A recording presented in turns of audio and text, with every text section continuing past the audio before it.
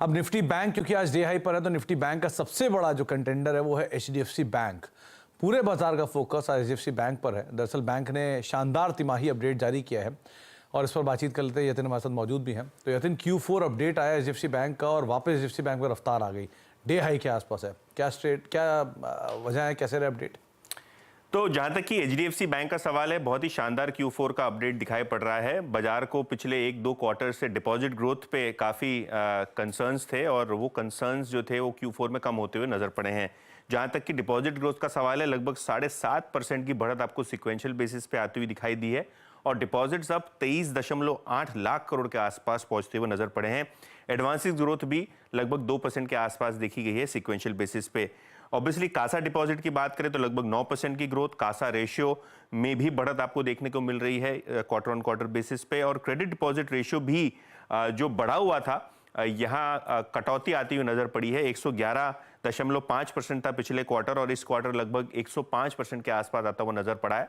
तो जो कंसर्न से सीडीआर रेशियो को लेके भी वो भी कम होते हुए नजर पड़ रहे हैं। एचडीएफसी बैंक का Q4 का शानदार अपडेट अगर समराइज कर लें तो घरेलू रिटेल डिपॉजिट ग्रोथ अच्छी रही है।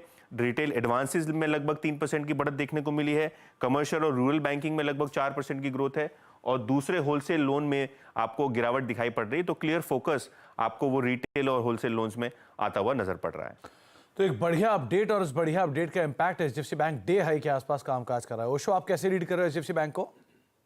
एचडीएफसी बैंक में काफी स्ट्रांग मोमेंटम है, बट अभी अगर हम देखें तो अपने बेयरिश जो गैप है उसके पास ट्रेड कर रहा है। सो 1530 के आसपास थोड़ा रेजिस्टेंस दिखा सकता है, बट आने वाले दिन में यहाँ से स्ट्रांग अपमूव देखने को मिलेगा। इमीडिएट बेसिस पे 1500 का बहुत स्ट्रांग सपोर्ट है एंड पहला रेजिस्टेंस 1530-35 के आसपास है। जैसे ये ब्रेक करेगा तो नेक्स्ट पोटेंशियल टारगेट इसका 1555 1560 का रहेगा, जो कि 200 डे एसएमए का मेन रेजिस्टेंस है।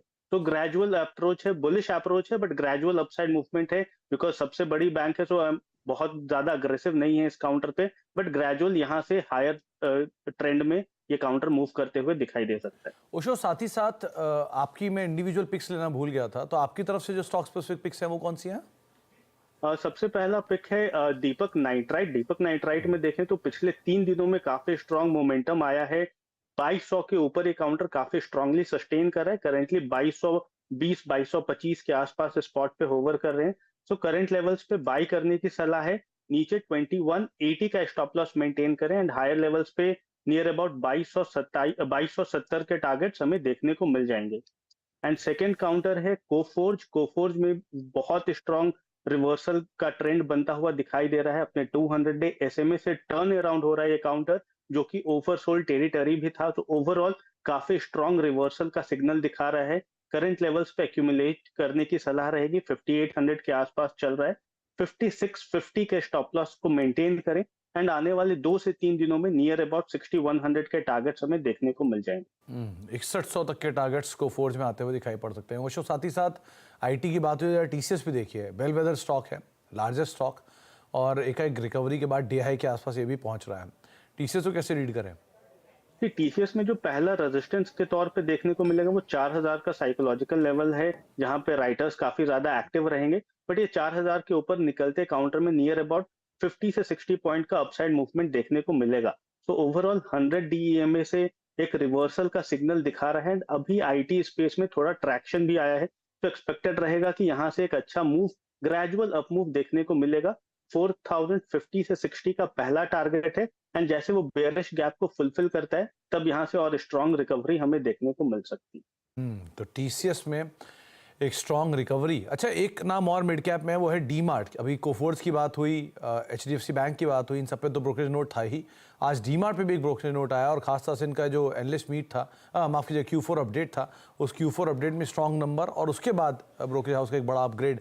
तो एवेन्यू सुपरमार्ट, इसे कैसे देख रहे हो आप? 4% ऊपर है। ऐसी ओवरऑल देखें तो ये काउंटर अपने सितंबर 22 के हाईज पे है, जो कि इसका इमीडिएट स्विंग हाई है। तो नियर अबाउट 4620 4630 इसका रेजिस्टेंस है। अगर इसके ऊपर सस्टेन करता है काउंटर, बिकॉज पिछले 3 वीक से काफी स्ट्रांग मोमेंटम है, तो एक्सपेक्टेड रहेगा कि थोड़ा ब्रीदर ले 4600 के पास। बट 4630 के ऊपर अगर ये सस्टेन करता है तो यहाँ से एक अच्छी रिकवरी, अच्छी मूवमेंट इस काउंटर में देखने को मिल सकती है। इमीडिएटली 5000 का टारगेट हमें डीमार्ट में देखने को मिल जाएंगे। तो 5000 तक के टारगेट शायद डीमार्ट में आते हुए दिखाई पड़े। 4623 के आसपास अभी ये कामकाज कर रहा है। ब्रेक का वक्त हो गया, ब्रेक के बाद लौटते हैं और जिस तरह से मार्केट्स में एक अच्छी रफ्तार है उसी तरह की एक अच्छी रफ्तार कमोडिटीज़ में भी है, उन पर बातचीत करेंगे और साथ ही साथ कुछ और स्टॉक्स पर भी चर्चा करेंगे। छोटे से ब्रेक के उस तरफ।